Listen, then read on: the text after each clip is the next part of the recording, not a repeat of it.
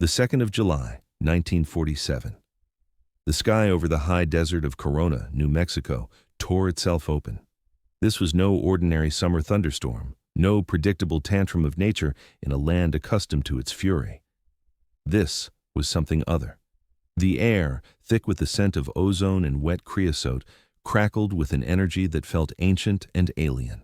Lightning did not just flicker, it stabbed the earth in incandescent spears, illuminating the sprawling emptiness of the Foster Ranch in strobing, violent flashes of white and violet. The thunder that followed was not a rumble, but a concussive blast, a series of detonations that seemed to shake the very bedrock of the plains.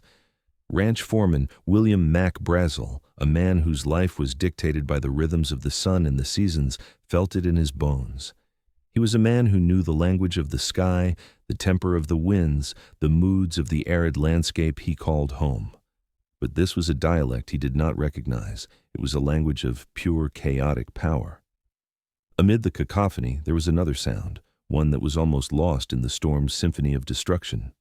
It was a sound that didn't belong.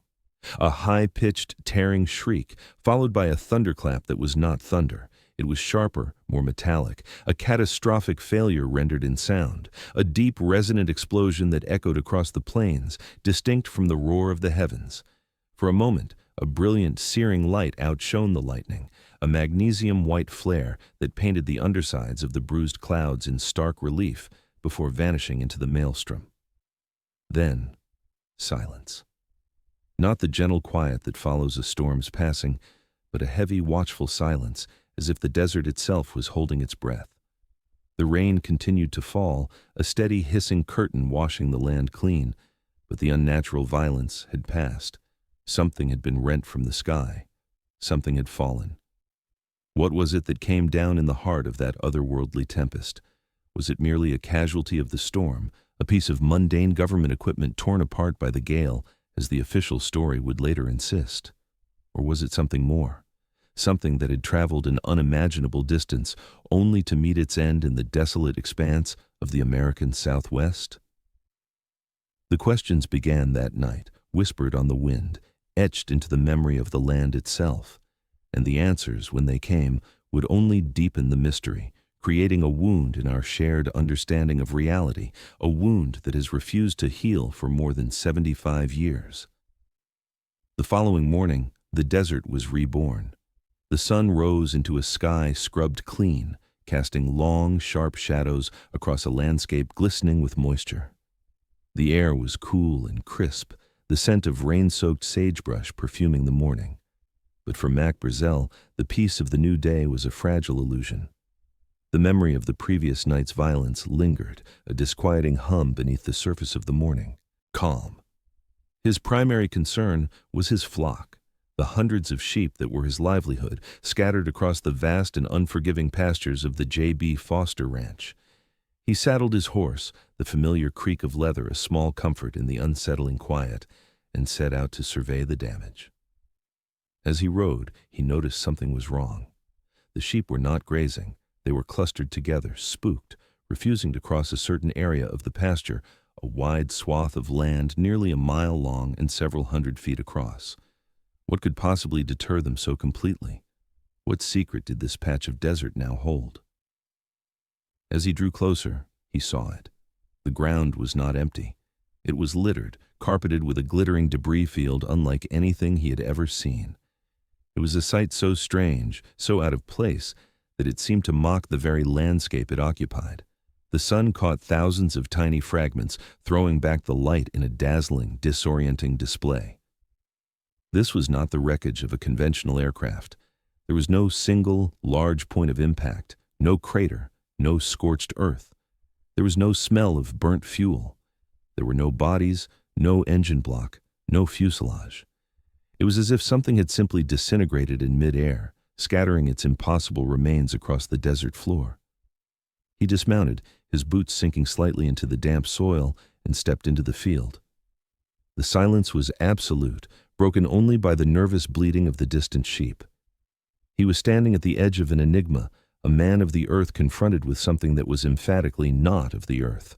He bent down and picked up a piece. The mystery had begun, and it was now in his hands. What he held was the opening chapter of a story that would consume his life, haunt a generation of investigators, and forever challenge our place in the cosmos. Why was the material so strange? Why would the United States military, the most powerful armed force in the world, descend upon this remote corner of New Mexico with such overwhelming force, only to later dismiss the entire event as a comical error? The answer, it seems, was buried right here, scattered across the Foster Ranch, waiting for a lone rancher to stumble upon a truth that was never meant to be found. A truth that would prove to be far more dangerous than the object from which it came. The world was about to change, not with a grand announcement, but with the quiet discovery of a man checking on his sheep. To understand the weight of that morning, one must first understand the man and the land. William Mac Brazel was not a man given to flights of fancy. He was the salt of the earth, a figure etched from the very landscape he inhabited. Born in 1899, he was a product of the rugged American West, a place where practicality was not a virtue, but a prerequisite for survival. His hands were calloused from a lifetime of mending fences, birthing lambs, and wrestling a living from an often unforgiving environment. His face was a roadmap of sun and wind, his eyes accustomed to scanning vast, empty horizons for signs of trouble or changes in the weather. He was a foreman, a position of responsibility that required a level head and a steady hand. His world was one of tangible things: livestock, weather patterns, the price of wool, the mechanics of a water pump. The abstract held little interest for him. He was, by all accounts, a credible, sober-minded individual, the kind of man whose word was his bond, whose observations could be trusted. He was, in short, the worst possible witness for those who would later wish the event had never happened, and the best possible witness for posterity. The land itself was his silent partner. Corona, New Mexico, in 1947, was less a town than a remote outpost on the edge of nowhere. It was situated in the heart of a vast, high-altitude desert, a sweeping expanse of yucca, cactus, and sparse grasslands that stretched for an eternity under a dome of brilliant blue sky. The population was sparse, the ranches separated by miles of empty terrain. It was a place of profound solitude, where the silence was a palpable presence, and the night sky was an ocean of stars, unobscured by the lights of civilization. This isolation was both a blessing and a curse. It fostered a fierce independence in its inhabitants, but it also meant that when something strange happened, you were on your own. Yet, this land of emptiness was also a land of secrets. To the east lay Roswell, a sleepy town that was home to the 509th Bomb Group at Roswell Army Airfield.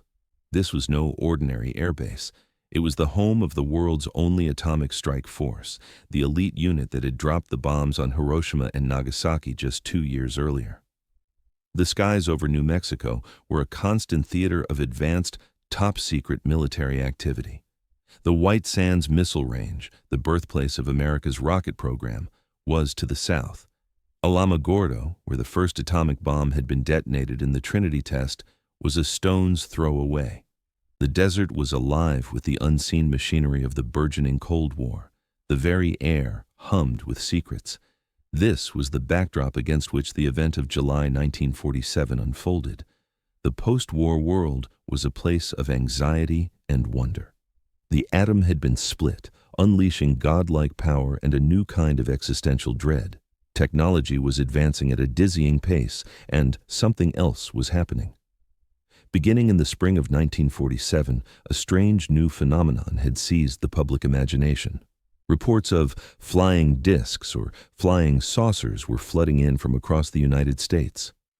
On June 24th, just over a week before the storm over Corona, a private pilot named Kenneth Arnold reported seeing a string of 9 shiny, unidentified objects flying at incredible speeds near Mount Rainier in Washington.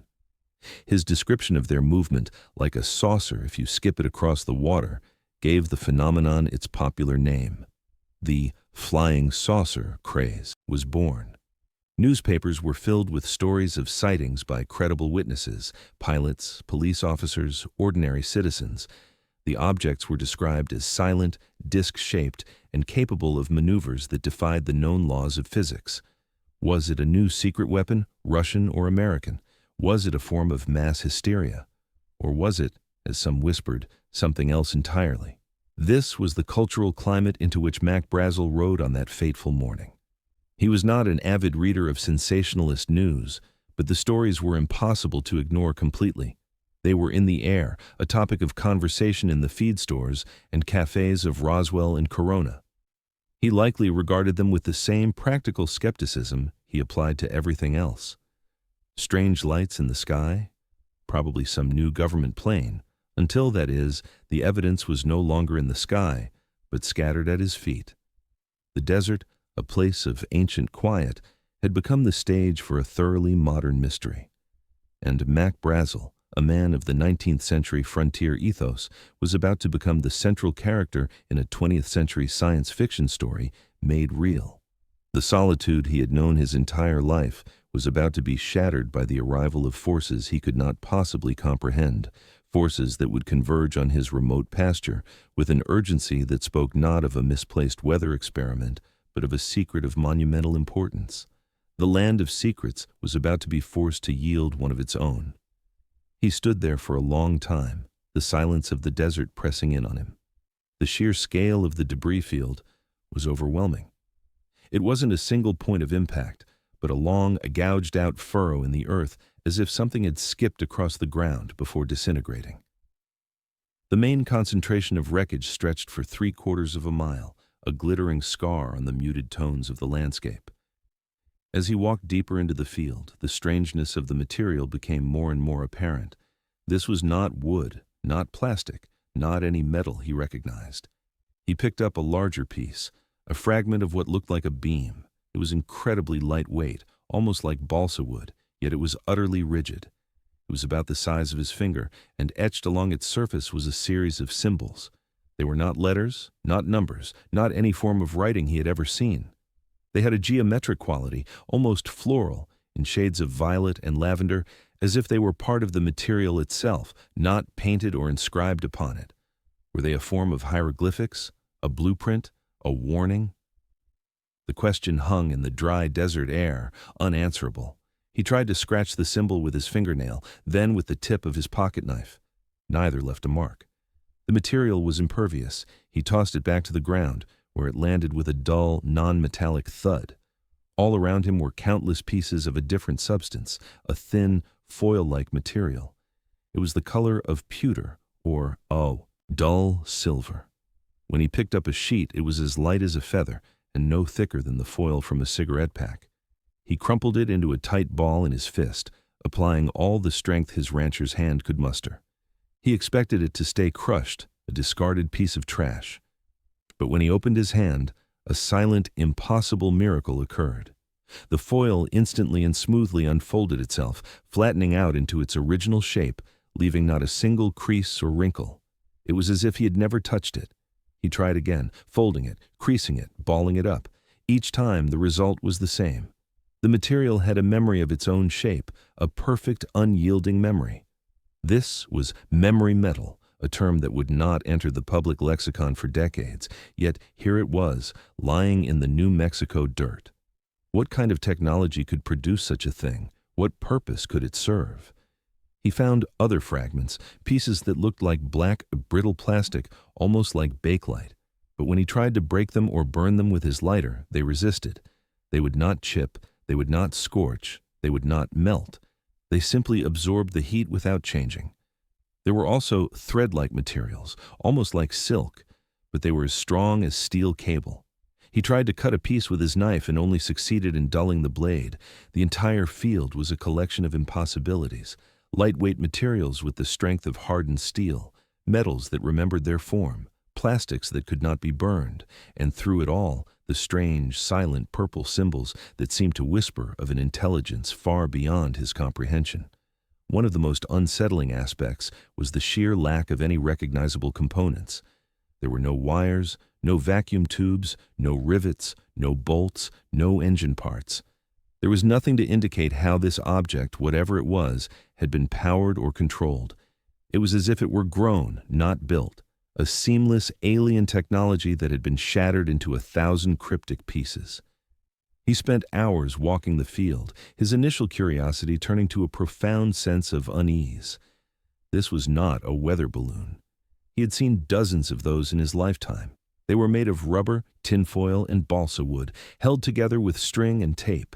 They were flimsy terrestrial things. This was different. This was advanced. This was wrong. The gouge in the earth suggested immense speed and a shallow angle of impact, yet the debris itself was not mangled or twisted in the way one would expect from a high-speed crash. It was simply broken apart. The force that had destroyed it was immense, but the material itself seemed to defy the very physics of the event. As the sun climbed higher, beating down on the strange tableau, Mac Brazel made a decision. This was too big, too strange to ignore. This was something the authorities needed to see. He gathered an armful of the most representative pieces, a section of the I-beam, with its purple glyphs, a handful of the memory foil, and a few of the unbreakable black fragments. He loaded them into his pickup truck, his mind racing. He had stumbled upon a secret that had fallen from the sky during a violent storm. He had no idea that in deciding to report his find, he was setting in motion a chain of events that would spiral far beyond his control. He was about to hand this impossible mystery over to the world, and in doing so, he would lose his own quiet life forever. He was no longer just a rancher. He was now the first custodian of the Roswell secret, the man who held physical proof that we were not alone. The drive back to the ranch house was a blur of dust and dawning apprehension. The strange, lightweight debris sat on the seat beside him, a silent, alien passenger. When he arrived, he showed the material to his wife and children. Their reaction mirrored his own, a mixture of wonder and disbelief. His young son, Vernon, would later recall holding the memory foil, crumpling it up and watching in amazement as it smoothed itself out. It was a parlor trick from another world, but the novelty soon gave way to a more serious consideration. What was this stuff, and what should be done about it? The next day, Brazel took a few pieces to the home of his closest neighbors, Floyd and Loretta Proctor. The Proctors were trusted friends, practical people like himself. He spread the fragments out on their kitchen floor. Loretta Proctor picked up a piece of the foil. "It won't wrinkle," she said, her voice filled with astonishment. Floyd examined the I-beam with its strange, indecipherable markings. He had never seen anything like it. They all agreed. This was no weather balloon. The conversation turned to the flying saucer reports that had been dominating the news. Could this be one of them? The idea seemed fantastical, absurd, yet the evidence on the floor before them was irrefutable. It was something unknown, something powerful, something that had come from the sky. The Proctors urged him to report it. If it was a secret military project, the government would want it back. If it was something else, well, they had a right to know that too. The weight of the decision settled heavily on Mac Brazel. He was a private man, disinclined to seek attention or cause trouble. His instinct was to be left alone. Reporting this would inevitably bring outsiders to his land, disrupting the quiet rhythm of his life. There was also a sense of fear. The sheer strangeness of the material implied a power and a science far beyond his understanding. To meddle with such things felt like trespassing on sacred or perhaps dangerous ground. He spent another day mulling it over, the impossible fragments sitting in his shed, a ticking time bomb of revelation. He thought about the spooked sheep, the gouge in the earth, the memory of that unnatural storm. He thought about the strange purple symbols, a language he could not read but whose importance he could feel. He was caught between the desire for a quiet life and the civic duty to report something so profoundly anomalous. The flying saucer reports acted as the final catalyst. If the entire country was on the lookout for these things and he had found the physical remains of one, then sitting on the information felt irresponsible, even cowardly. On Saturday, July 5th, while in the nearby town of Corona for supplies, he heard more talk of the flying discs. That settled it. On Monday, July 7th, he loaded the box of debris into his aging pickup truck and began the long, dusty drive to Roswell.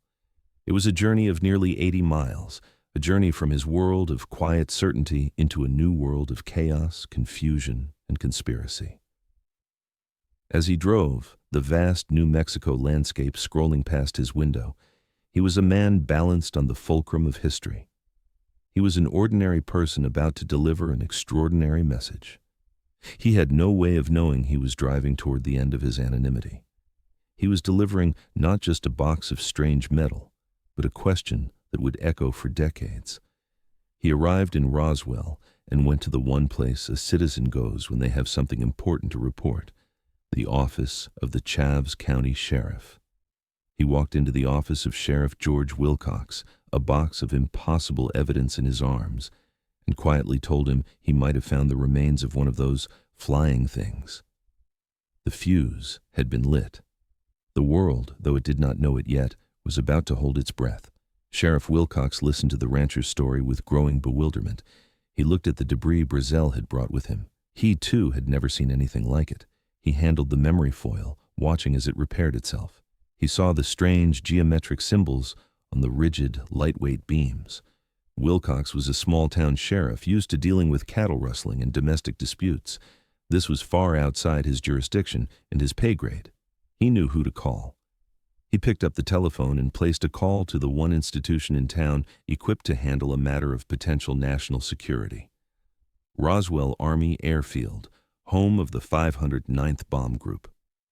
The call was routed to the office of the base intelligence officer, a man named Major Jesse A. Marcel. With that phone call, the story passed from the hands of civilians into the hands of the military.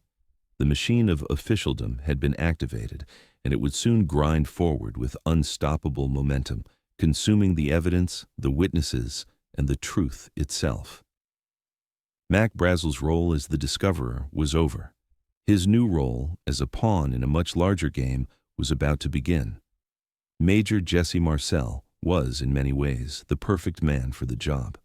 He was not a desk-bound bureaucrat, a veteran pilot who had flown B-24s in the Pacific Theater during World War II. He had been shot down and had earned multiple air medals for his combat service. After the war, he was handpicked to be the intelligence officer for the 509th, a position of immense trust and responsibility. His job was to assess threats, analyze foreign technology, and investigate any unusual aerial phenomena. In the summer of 1947, that meant he was the military's point man for the flying saucer craze in his sector. He was a sharp, curious, and highly trained observer. When the call came in from Sheriff Wilcox, Marcel's interest was immediately piqued. He listened to the sheriff's description of the material and Brazel's story. It was far more detailed and compelling than the vague, light-in-the-sky reports that had become commonplace. This was different. This was physical evidence. Accompanied by a counterintelligence corps agent, Sheridan Cavett, Marcel drove into Roswell to meet with the sheriff and the rancher. In the back room of the sheriff's office, Marcel got his first look at the debris. His reaction was immediate and profound. This was nothing he had ever seen before. As the base intelligence officer, he was familiar with every type of material used in American aviation, from experimental aircraft to high-altitude balloons. He was also trained to recognize the technology of foreign powers, including the Soviet Union. The fragments in that box belonged to none of those categories. He handled the memory foil, the lightweight I-beams, the non-flammable plastic-like material. He saw the purple hieroglyphic-like symbols. He knew, with a certainty that chilled him, that this was not man-made, at least not by any nation on Earth. His excitement was palpable. He believed he was looking at the solution to the mystery that had captivated the nation. This was it. The remains of a flying disc.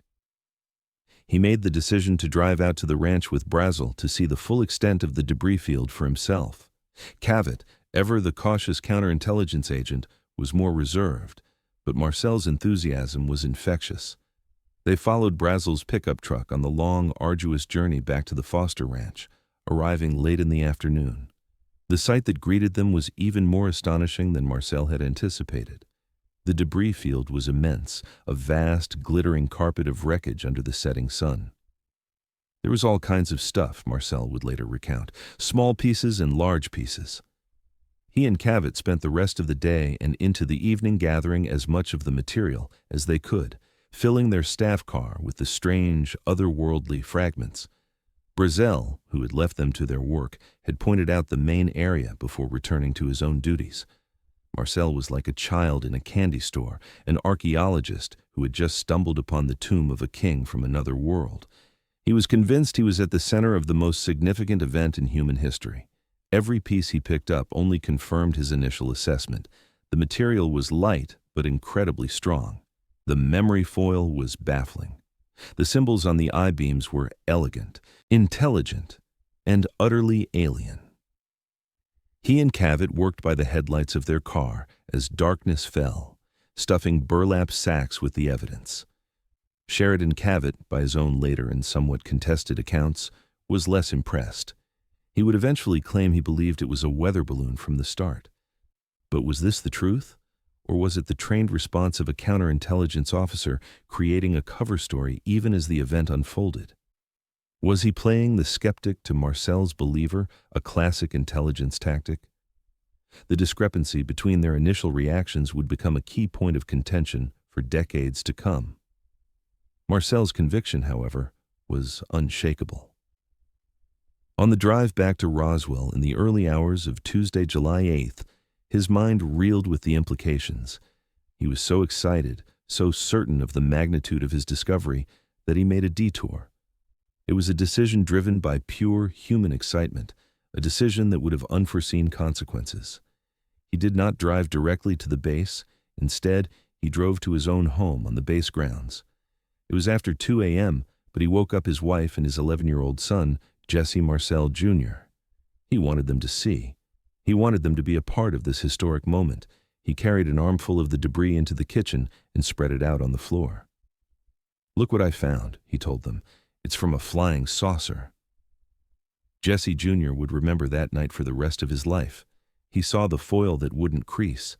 He saw the small I-beam with the purple symbols that looked like no writing he had ever seen in his school books. He held a piece of history in his hands.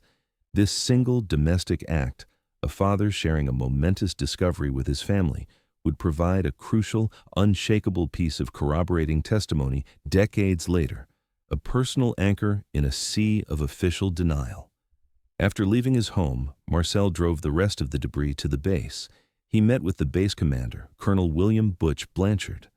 Blanchard was a decorated combat veteran, a no-nonsense leader responsible for the nation's atomic arsenal. He examined the material Marcel had brought him. His reaction was as decisive as Marcel's. He, too, was convinced this was something extraordinary. The evidence was too strange, too compelling to be dismissed. He ordered the debris secured and made a decision that would briefly tear a hole in the veil of secrecy. He told the base public relations officer, Lieutenant Walter Haut, to issue a press release. The world needed to know. The morning of Tuesday, July 8, 1947, began like any other at the Roswell Daily Record, the town's local newspaper. Then, the phone rang. It was Lieutenant Walter Haut, the public relations officer from the Roswell Army Airfield. What he said next would make journalistic history. He calmly dictated a short, explosive press release, authorized by Colonel Blanchard himself. It stated that the intelligence office of the 509th Bomb Group had come into possession of a flying disc, which had been recovered from a ranch in the Roswell vicinity after the base had received a call from the county sheriff. The statement was concise, professional, and utterly world-shattering. The United States military was officially announcing that it had captured a UFO. The newsroom erupted. This was the biggest story of the century, and it was breaking in their small, sleepy town. The teletype machines began to clatter, sending the news out to the world via the Associated Press and United Press International wire services. "RAF captures flying saucer on ranch in Roswell region," the headline screamed. For a few brief electrifying hours, the story was everywhere. It was broadcast on radio stations from coast to coast. It made the front page of newspapers across the globe, from the San Francisco Chronicle to the London Times. For a moment, humanity collectively held its breath. The mystery of the flying discs had been solved. They were real, and one of them was in the hands of the U.S. military. At the base, Colonel Blanchard, acting on his own authority but with the conviction of the evidence before him, took the next logical step. He ordered Major Marcel to load the most significant pieces of the debris onto a B-29 bomber and fly them immediately to the headquarters of the 8th Air Force at Fort Worth Army Airfield in Texas. The material needed to be seen by higher command, specifically by Blanchard's superior, Brigadier General Roger Ramey. This was standard procedure, but it was also the moment the story began to slip from the grasp of the men who had discovered it. Marcel, still brimming with the excitement of his find, carefully packed a selection of the most compelling fragments, the memory foil, the inscribed I-beams, the indestructible plastic, into a B-29 for the flight to Fort Worth. He believed he was transporting proof of an extraterrestrial visitation, the single greatest discovery in history. He was the messenger, carrying a revelation to the world. He had no idea he was flying directly into the heart of a cover-up, a meticulously orchestrated campaign of denial that was already swinging into motion. While Marcel was in the air, the world was reacting to the news. But in the corridors of power in Washington, D.C., and at the highest levels of the U.S. military, the reaction was not wonder, but panic. A public announcement of a captured flying disc, originating from the nation's most sensitive nuclear base, was an uncontrolled breach of security. The implications were staggering. If the object was a top-secret American project, its existence had been catastrophically compromised. If it was a Soviet device, it represented a terrifying technological leap by a new enemy. And if it was extraterrestrial, the potential for global panic and social upheaval was incalculable. Whatever the object was, the story had to be stopped immediately. The order came down from the highest levels. Kill the Polk story. Contain the situation. Reverse the narrative. The man tasked with executing this order was General Ramey in Fort Worth. When Marcel's B-29 landed, he was not greeted as a hero who had solved the mystery of the century. He was met by a stern-faced General Ramey and his chief of staff, Colonel Thomas Dubose.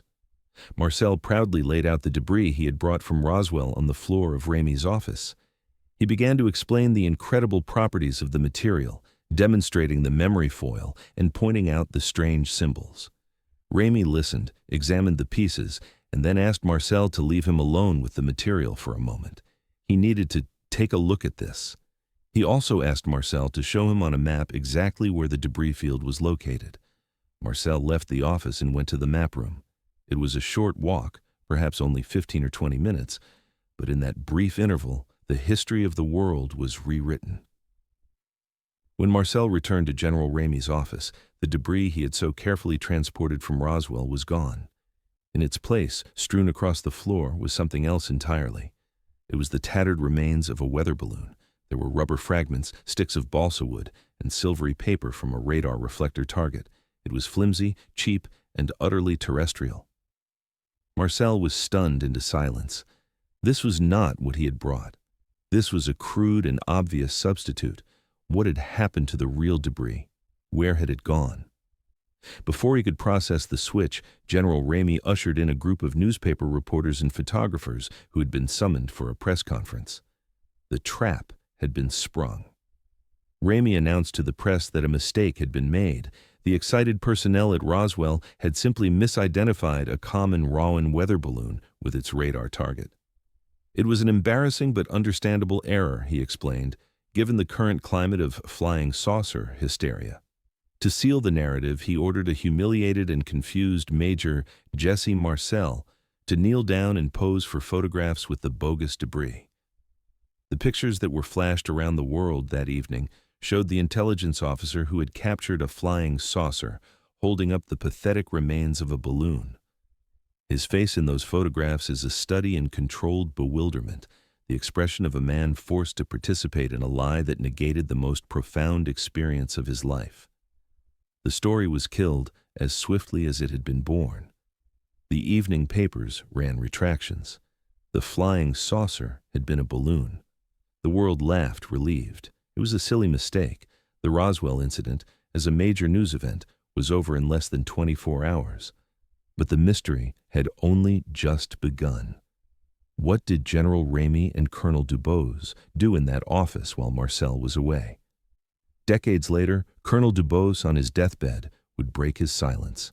He confirmed that the weather balloon was a cover story.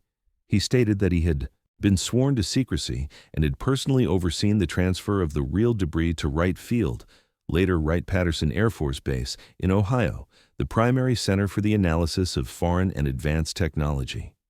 The material Marcel brought, he admitted, was something he had never seen before. A secret within a secret had been created. The official explanation was a lie, crafted to conceal a truth deemed too dangerous for public knowledge. The machine of denial had done its work perfectly, but it had left casualties in its wake, men whose lives and reputations would be forever scarred by the truth they had been forced to disown. The clampdown was swift, thorough, and chillingly effective. While the world was being fed the palatable lie of a misidentified weather balloon, a very different reality was unfolding back in New Mexico. The military descended upon the Foster Ranch, not with the casual air of a balloon recovery team, but with the grim efficiency of a unit securing a contamination zone. The area was cordoned off. Armed soldiers in jeeps and trucks formed a tight perimeter, turning away anyone who approached. For days, they swept the debris field, meticulously picking up every last fragment. They scraped the earth, determined to erase any trace that the event had ever happened. No scrap of memory foil, no piece of inscribed I-beam, no shard of indestructible plastic was to be left behind. The desert was to be rendered sterile, its impossible secret exhumed and carried away to the hidden laboratories of the national security state. The primary target of this operation, however, was not the debris itself, but the man who had found it. Mac Brazel, the quiet rancher who had simply tried to do the right thing, found himself a prisoner of the very authorities he had sought to help. After his initial report, he was taken into military custody. He wasn't arrested or charged with a crime. He was simply escorted to the guest quarters at the Roswell Army Airfield and held incommunicado for the better part of a week. What happened to him during those days remains a subject of intense speculation and fear. He was not physically harmed, his family later said, but he was subjected to intense round-the-clock interrogation. He was questioned by military officers and reportedly by men in dark suits who were not part of the regular military structure. They wanted to know everything, every detail of what he saw, what he touched, who he told. They made him recount his story again and again, searching for inconsistencies, gauging his character, and assessing the threat he posed to their carefully constructed narrative. More than an interrogation, it was an indoctrination. He was told in no uncertain terms that what he had found was a weather balloon. He was told that he had made a mistake, that he had been foolish, that he had caused a great deal of trouble for a lot of important people. He was sworn to secrecy, made to take an oath that he would never again speak of the true nature of the materials he had found. The psychological pressure must have been immense. Here was a simple, honest man, isolated from his family, surrounded by the intimidating power of the United States military, being told that what he had seen with his own eyes was not real. He was being gaslighted on a national security level. When he was finally released, Mac Brazel was a changed man. The open, straightforward rancher had been replaced by a guarded, fearful individual. He was escorted by military personnel to the offices of the Roswell Daily Record, the very newspaper that had broken the initial story. There, in a supervised interview, he recanted everything. He expressed his profound regret and embarrassment for the ruckus he had caused. He now claimed that he had seen weather balloons before, but this one looked a little different, and he had been swayed by the flying saucer craze. "I am sure what I found was not any flying disc," he told the reporter, the words sounding hollow and rehearsed. He said he wished he had never found the debris. He just wanted to go back to his ranch and be left alone.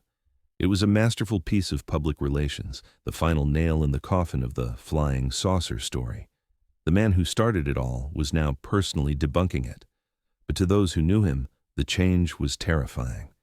His son, Vernon, would later state that his father was scared to death of the military. He had been threatened. The nature of the threat was never explicit, but it hung in the air. "If you ever talk about this again, you could disappear." Brazel kept his oath. For the rest of his life, he rarely spoke of the incident. When pressed, he would grow quiet and change the subject. He had touched a forbidden truth, and the experience had left him permanently scarred. He had learned a hard lesson, that in a world of powerful secrets, an honest man's testimony is a liability to be managed, manipulated, and, if necessary, erased. The silencing of Mac Brazel was not an isolated event. His neighbors, the Proctors, who had also seen the debris, were visited by the military and strongly advised to forget what they saw. Sheriff George Wilcox and his deputies, who had handled the material, stopped talking about it. The message was clear and spread quickly through the community. Do not talk about what fell on the Foster Ranch. A cone of silence, enforced by fear, descended upon Roswell and Corona. The military even attempted to buy back the few souvenir pieces that Brazel had given to friends, a testament to how seriously they took the containment of the physical evidence. The cleanup extended to the narrative itself. The initial press release, authorized by Colonel Blanchard, was explained away as an overzealous mistake by a subordinate. Lieutenant Walter Haut, the man who wrote it, would spend the rest of his career in relative obscurity, his part in the story officially minimized. He, too, would remain publicly silent for decades, bound by his military oath. Colonel Blanchard's career continued, but the Roswell incident was a black mark he could never fully escape. And then there was Major Jesse Marcel. He was the most difficult loose end. He was a high-ranking intelligence officer who had seen the material, touched it, and declared it to be extraterrestrial. Forcing him to pose with the weather balloon debris was a public humiliation, a clear signal to him and anyone else in the know that the official story was paramount. His credibility was purposefully destroyed. His judgment was officially called into question. His career, once promising, stalled. He was transferred from his prestigious post at the 509th and shuffled into less significant roles.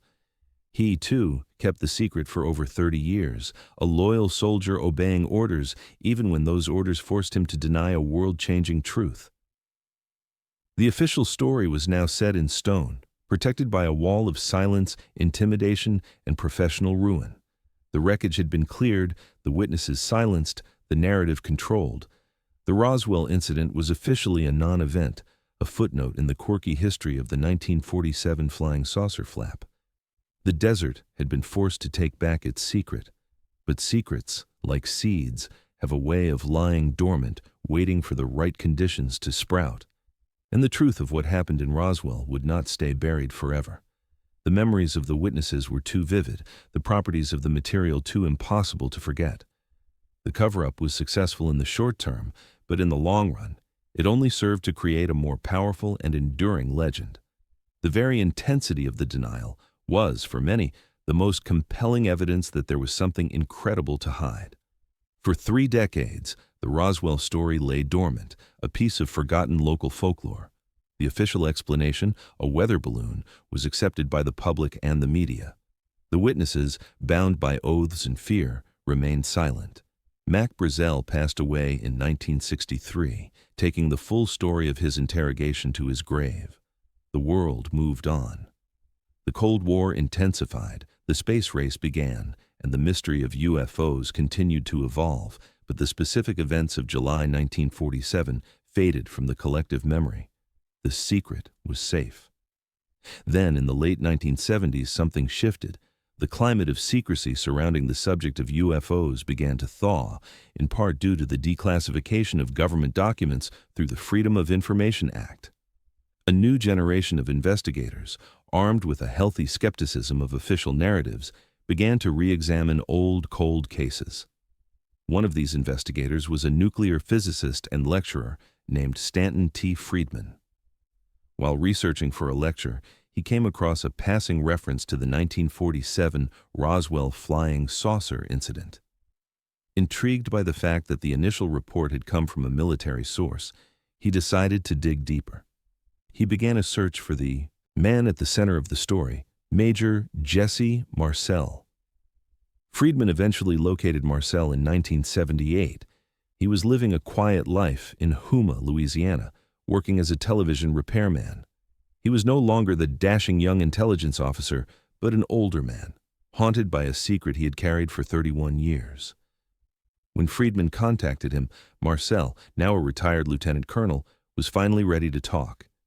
He was tired of being portrayed as a fool who couldn't tell a spaceship from a weather balloon. He wanted to set the record straight before he died. In a series of tape-recorded interviews, Marcel recounted the story in stunning detail. He described the properties of the debris in the same way Mac Brazel had, the incredibly strong, lightweight I-beams with their purple, hieroglyphic-like markings, the memory foil that could not be creased or damaged, the utter strangeness and non-terrestrial quality of the material. He unequivocally stated that the weather balloon story was a cover-up, a lie he was forced to participate in. "It was not anything from this earth," he told Friedman, his voice firm with conviction. "I'm quite sure of it." He also recounted the story of taking the debris home and showing it to his wife and son, a crucial detail that provided a second, corroborating witness.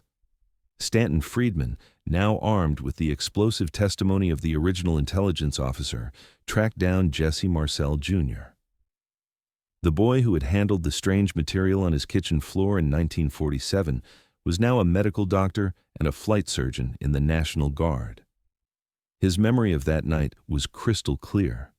He confirmed every detail of his father's story, describing the I-beams and the amazing properties of the memory foil. The testimony of the Marcels, father and son, blew the case wide open. It transformed the Roswell incident from a forgotten piece of trivia into a credible, compelling mystery. Friedman, along with other researchers like William Moore and Charles Berlitz, co-authors of the seminal 1980 book The Roswell Incident, began to hunt for other witnesses. They discovered that the cone of silence had not been perfect. With the passage of time and the deaths of the powerful men who had enforced the secrecy, people began to feel safe enough to talk. The results were astonishing. Dozens of new witnesses emerged, not just from the debris field, but from the town of Roswell and the airbase itself. Their stories added new, shocking layers to the event. Glenn Dennis, a young mortician working at the Ballard Funeral Home in Roswell in 1947, came forward with a chilling story. He claimed he received several strange phone calls from the mortuary officer at the base on the day of the incident. The officer asked about the availability of small, child-sized, hermetically sealed caskets and wanted to know how to handle bodies that had been exposed to the elements for several days. Later that day, Dennis claimed he visited the base hospital to deliver a patient and ran into a frantic nurse he knew. She described a gruesome scene inside an examination room where doctors were performing a preliminary autopsy on several small, non-human bodies with large heads and big eyes. The nurse, visibly terrified, was warned by military police to leave and never speak of what she had seen. She reportedly transferred out of the base shortly thereafter and was never heard from by Dennis again. The story, though secondhand, was explosive. It suggested that the crash was not just of an unmanned drone, but of a crewed vehicle. The body's account was corroborated by other, more direct witnesses who came forward over the years. Frankie Rowe, the daughter of the Roswell fire chief, stated that her father had been called out to the crash site and had seen the wreckage and at least one of the small, strange bodies. He had warned his family to never repeat what he had told them, for fear of their lives. A flurry of military personnel, from provost marshals who guarded the wreckage to cargo masters who helped load it onto planes, began to tell their stories. They spoke of a second crash site, closer to Roswell than Brazel's debris field, where a larger, more intact craft and its occupants were found.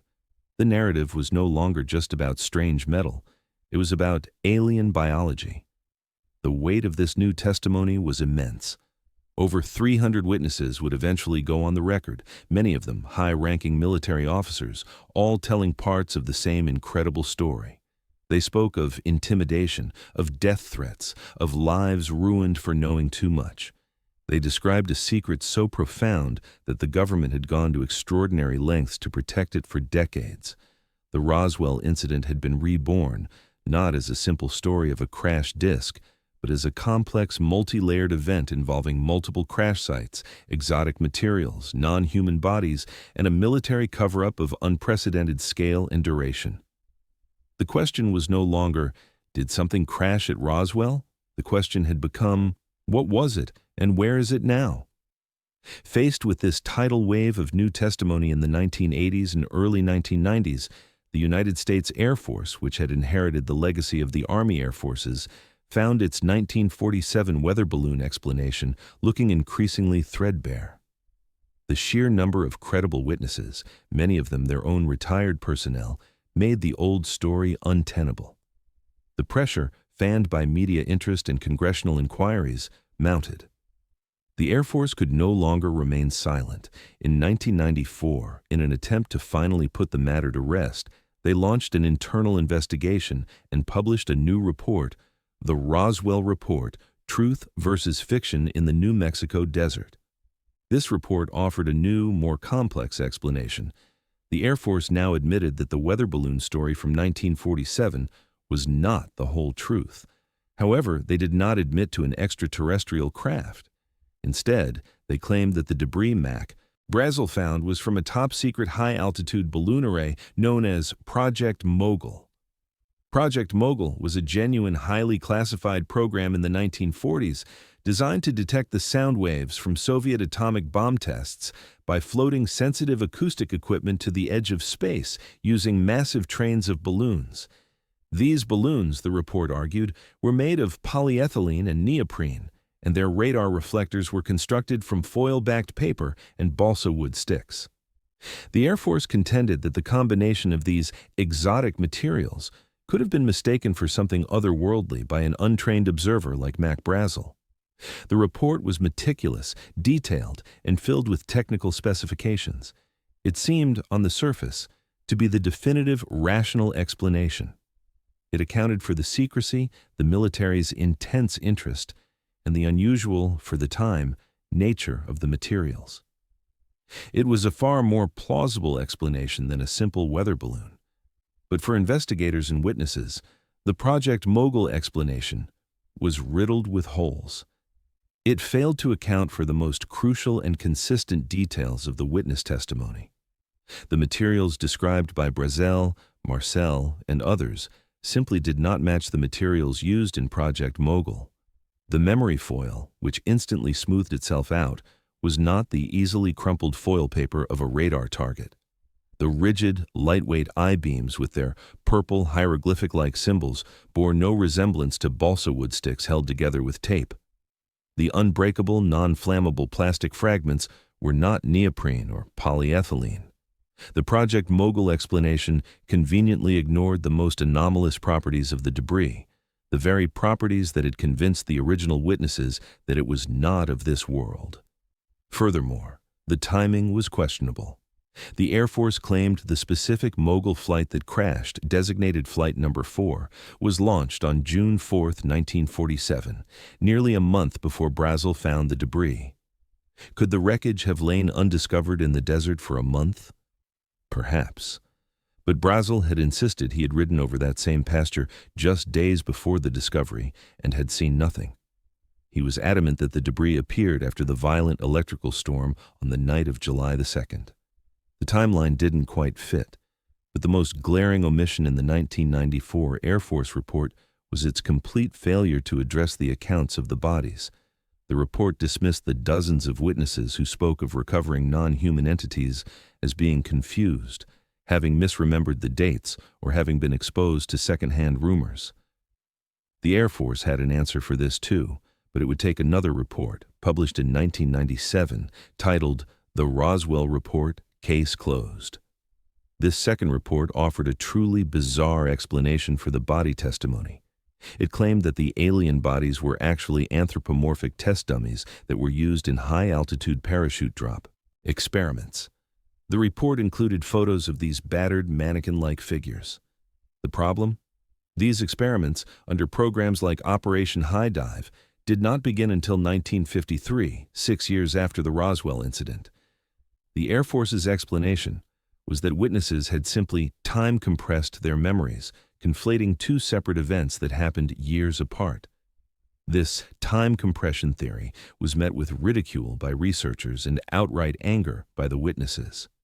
Were they to believe that hundreds of people, from military officers to morticians to civilian families, all simultaneously suffered the same specific form of memory failure?